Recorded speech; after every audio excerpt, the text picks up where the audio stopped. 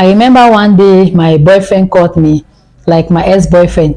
He was like, Noella, how are you doing? I said, I'm fine. But like, what have you eaten today? I said, I've eaten bread. But like, what? Bread. Don't bother. Oh, get married. You eat this, you eat that, you eat this. I was like, bros, are you serious? What if I die before the day of the wedding?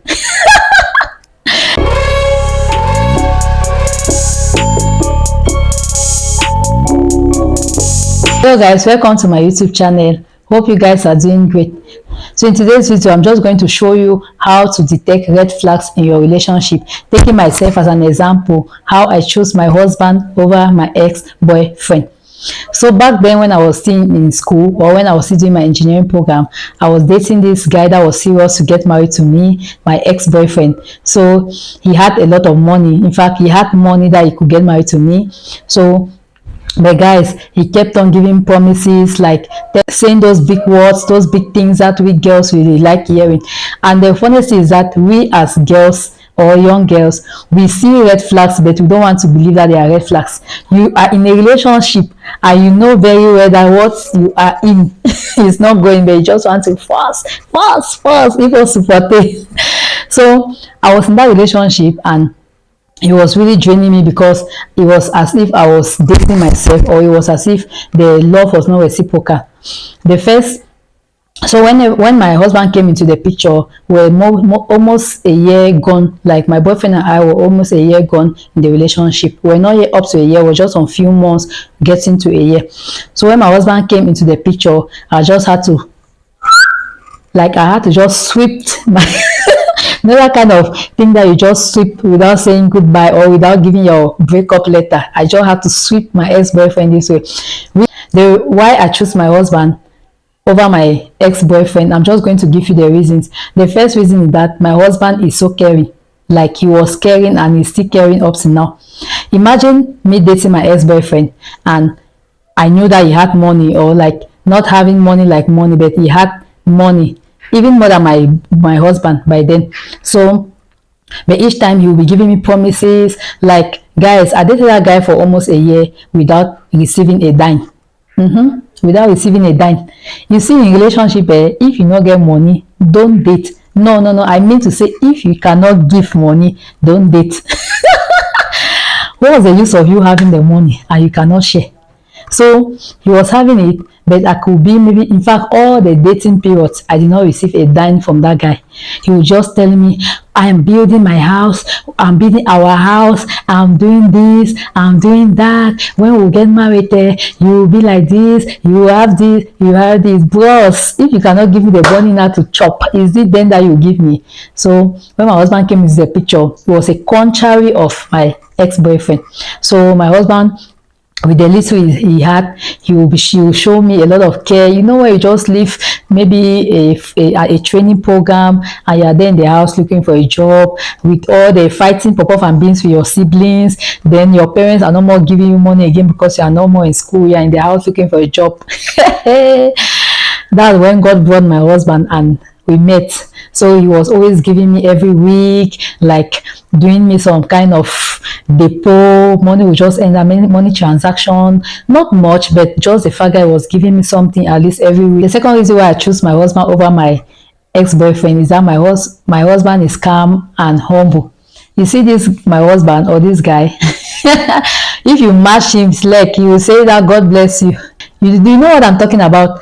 Contrary to my ex-boyfriend, there's this tribe in Cameroon. I don't want to call it tribe here, because if I call you, you know that I'm talking about him. So there's this tribe in Cameroon that only with the words coming from their mouth, they can build villas, like build, buy homage, buy the only that words you think that they're already having, like, you know, that kind of thing. So contrary to my husband, he's calm, he's humble. So when I met him and I compared him with my ex-boyfriend, I just had to sweep and go to my husband. Like, I saw that me being a talkative, I needed somebody that can blend with me, like somebody who is calm, who is not a talkative like me, so that we can be able to blend each other. So reasons why I had to choose my husband over my ex-boyfriend. So guys, if you're in a relationship and the guy is there telling you big words and you are not seeing, if he talks and you are seeing, then it's fine. But if he's just talking, like saying this, building houses with his mouth, sister, be very careful. That's a red flag. The third point is that the third point, which is the last but not the least, is that my husband is God fearing. He's God fearing. I know most girls, when they want to get married, they always say, I need a God fearing man. I need somebody that's God fearing. I have a God fearing man. When I talk about God fearing man, like somebody who respects maybe the principles of God, like not just by mouth but by action or character. So when I had to compare him and my ex-boyfriend, I discovered that no, he's God fearing. He's like all those criteria that you can qualify someone who is God fearing. He had those criteria. Contrary to my ex-boyfriend, at times I used to see a picture that he will post on the internet, and I'm like, where is this guy? Where is this guy?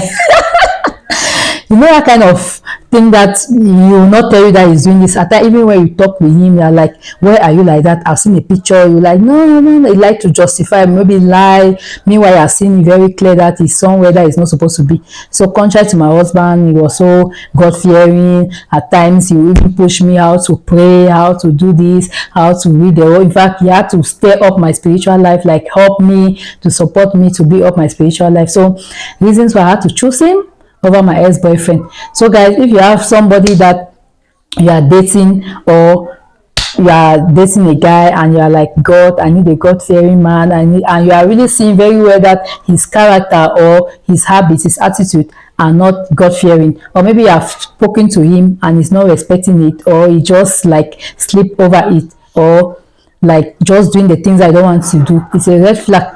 Because all those character that is manifesting when you guys are dating is the same thing that you manifest. It will even manifest worst when you guys are married. So guys, be very careful, or watch your relationship and try to detect these things. I'm just love to talk about this. I'm just going to end here by answering one of my subscribers who sent me a DM asking if is it normal for him to take financial responsibility of the fiance. So I suppose that he's a boy, so I'm just going to say that it's not a bad thing to do that, but also don't go at your detriment. Like if you want to assist your fiance that you're dating, try to do at your level. Like if you're earning maybe 500,000 francs or maybe 50,000 francs a month, you cannot go and be giving your fiance 50,000 francs or 30,000 francs. Just try to work with what you have. Like maybe in the week you can maybe send her something, not something that will not be at your detriment, like that you'll be comfortable doing it. So I think I've answered the question. Just try to do it. And also, us as girls, we should not be depending on our boyfriends or our fiance. Like your in a relationship with a boy or your relationship with your fiance does not mean that you have to take the responsibility of your father or of your parents.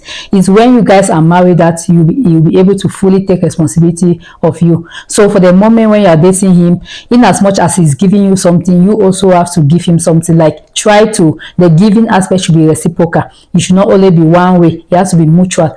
So guys, I'm going to end this video here. Just put your comments below in the comment section if you have anything to add concerning these red flags in relationship, and I'm going to do a detailed video on this. I don't want this video to be so long.